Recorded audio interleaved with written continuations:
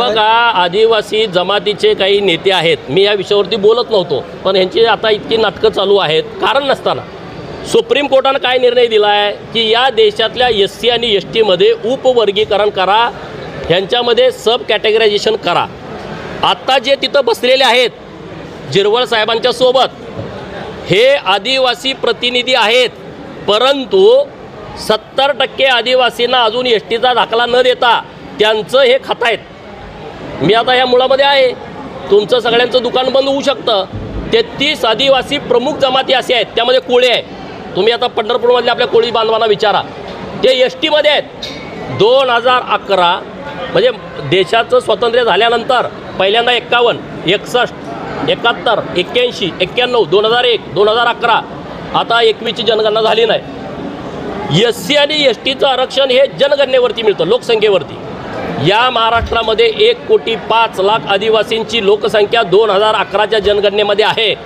त्यातले 43 लाख लोक म्हणतात की आम्ही ओरिजिनल आदिवासी आहोत, आम्ही खरे आदिवासी आहोत. त्यात हे बसलेले सगळे आहेत, ते म्हणतात की आम्ही खरे आदिवासी आहे. आणि राहिलेले 63 लाख आदिवासींना म्हणतात तुम्ही बोगस आहे.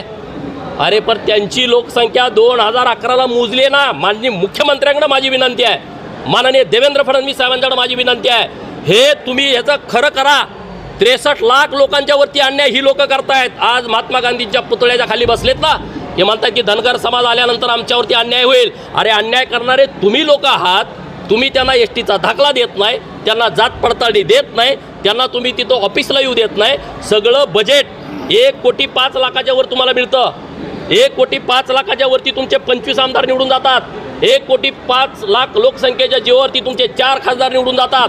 हे 63 लाख तुम्ही बोगस म्हणताय, ते जर बाजूला काढले तुमचे 2 खासदार वजा होतील आणि तुमचे 15 आमदार वजा होतील. हे ठराविक लोक आहेत, त्यामध्ये गावित, त्यामध्ये हे जिरवाळ, त्यामध्ये मधुकर पिचड, त्यामध्ये सावरा, हे अशा काही ठराविक लोक आहेत.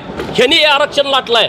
आणि म्हणून सरकारकडे आमचं मागणं असं आहे, सरकार त्या बाबतीत सकारात्मक आहे. हे मुख्यमंत्र्यावरती दबाव टाकतायत, मुख्यमंत्र्यावरती दबाव टाकतायत. महाराष्ट्रातल्या धनगरांची भूमिका अन्याय करण्याची नाही, धनगरांचा तो स्वभाव पण नाही अन्याय करणं. अरे बापू बिरू वाटेगावकर गावातल्या एका मागासवर्गीय मुलीवरती अन्याय झाला म्हणून स्वतः कुऱ्हाड हातामध्ये घेतो, बंदूक हातामध्ये घेतो, आयुष्यातली 30 वर्ष उसात घालवतो काही कारण नसताना. आदिवासी जमातीवरती अन्याय करणं आमचा स्वभाव नाही, आमची भावना नाही. सुप्रीम कोर्टानं निर्णय दिला आहे, काय दिला आहे की त्यांचं ए करा, तुमचं बी करा. माझी सरकारला अशी मागणी आहे की जे 42 लाख लोक म्हणतायत आम्ही ओरिजिनल आहे त्यांना ए करा, जी 63 लाखांना ते बोगस म्हणतायत त्यांना बी करा, आणि धनगरांना सी करा. सगळं भांडण मिटून जातं आहे. यांचा अधिकाराचा गैरवापर चुकीच्या पद्धतीनं धोरण राज्यामध्ये चालू आहे. जिरवळ साहेब तर सभागृहाचे उपाध्यक्ष आहेत, तुमच्याकडे एक संविधानिक पद आहे, तुम्ही जबाबदारीच्या पदावरती बसलाय, तुम्ही असा दुजाभाव नाही करू शकत. तिथं राजीनामा देऊन तुम्ही दुजाभाव करायला पाहिजे.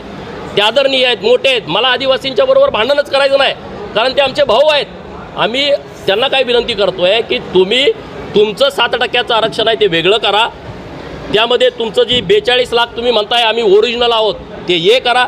ज्यांना तुम्ही डुप्लिकेट म्हणताय पण त्यांची लोकसंख्या मोजून तुम्ही आमदार होताय, खासदार होताय, नोकरीत आरक्षण, शिक्षणातलं आरक्षण आणि केंद्राचं आणि राज्याचं बजेट घेत आहे त्यांचं बी करा. आणि धनगरांचं 3.5% आरक्षण भटक्या विमुक्तांमध्ये आहे, भटक्या जमातीमध्ये, त्याचं सी करा. 3.5% वेगळं होईल.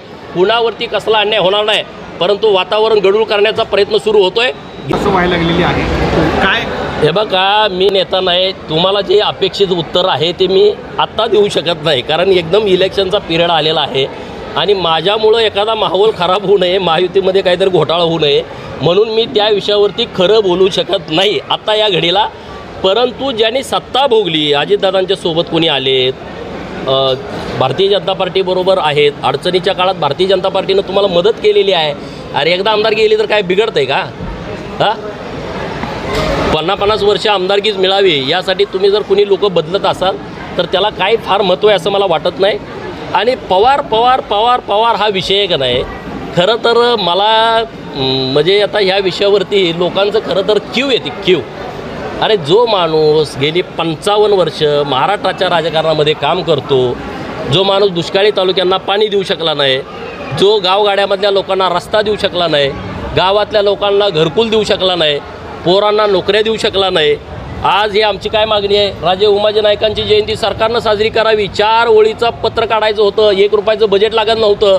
पुण्यश्लोक अहिल्यादेवींची जयंती सरकारनं साजरी काहीच केलं नाही हो. ह्या माणसांनी फक्त अशी काही लोक सांभाळली, कारखानदार केले, सूतगिरण्या दिल्या आणि त्यांना तिथं वतनदार म्हणून नेमलेलं आहे. पवारांना जी परिस्थिती तुम्हाला वाटते पश्चिम महाराष्ट्रामध्ये काहीतरी वेगळं घडेल, काही घडणार नाही. हे वाक्य तुम्ही लिहून ठेवा. मी टेंभुर्णीत तुम्हाला सांगतोय, खासदार किती मतांनी निवडून आले त्यांचे? 1 लाखांना आला असेल, 70,000 आला असेल, कुठं तर 1.5 लाखांना आला असेल.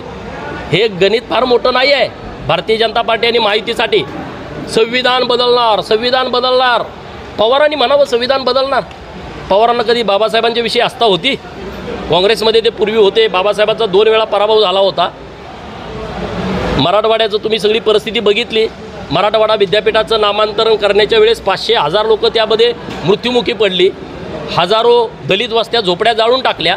त्या पवारांना संविधानाचं काय पडलं होतं का? पण मताचं राजकारण, संविधान बदलणार आहेत, संविधान बदलणार आहेत. गावातला पाटील देशमुख सुद्धा म्हणायचं संविधान बदलणार आहेत. मला आनंद त्या गोष्टीचा आहे. जाऊ दे, आमच्या सीटा कमी आल्या, पण गावातला पाटील देशमुख सुद्धा म्हणत होता की संविधान बदलणार आहेत. बाबासाहेबांचं संविधान आहे, हे बदललं नाही पाहिजे. हे खरं तर बाबासाहेबांच्या संविधानाचाच विजय आहे.